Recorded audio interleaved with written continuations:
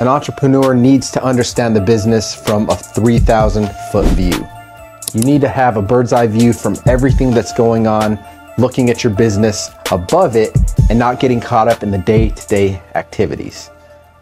We're looking at sales and acquisitions. You need marketing systems and processes. You need people management. You need data management. You got dispositions in many types of businesses, right? There's a lot of different moving parts. And for a new person that's stepping into the industry, they're never gonna truly grasp the greater picture of what this truly looks like.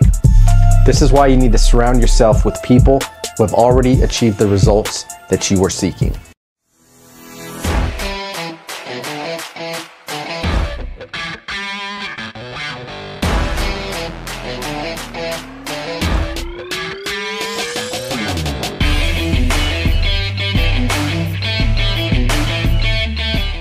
Now there's several key ingredients that it takes in order to build your leadership team and to construct your network and how you're going to build the foundation of your business in any organization.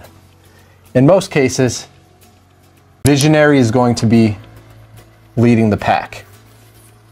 Some businesses also might call this CEO, Chief Operations Officer, but the ultimate goal of a visionary is to be able to see activities at a high level. Visionary should always be working on the business, creating standard processes, procedures, also known as SOPs, so that they can communicate the vision of the company down to the integrator. Now, the integrator is the person in direct communication with the visionary. Visionary is always looking at the business from 3,000 feet high, and he's communicating that vision down to the integrator, who in turn is receiving the information, and they're putting into play the processes and systems created by the visionary. They're going to communicate on behalf of the visionary to the rest of the leadership team so that they can effectively function as a well-oiled machine. Now, every business is going to need some type of sales or acquisitions. With us being in the real estate space, our acquisitions managers basically control the sale. They control the upfront communication with our clients and prospects or motivated house sellers from the point that they receive the lead until the point that we have a signed contract or the sale is actually made, right?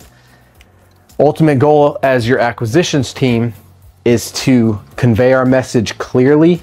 They understand the company culture and they can build trust and rapport with our end client who we're targeting in return, right? On top of that, we have marketing.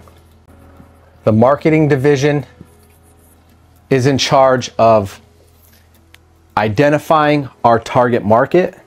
This means being able to think like your customer, to put yourself inside of their mind, to try to experience the situation that they might be going through in order to effectively create a solution on how you can meet that. Right?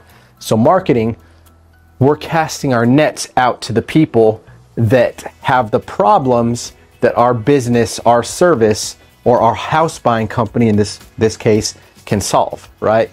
In real estate investing, we're looking for motivated sellers who need help selling their house, right?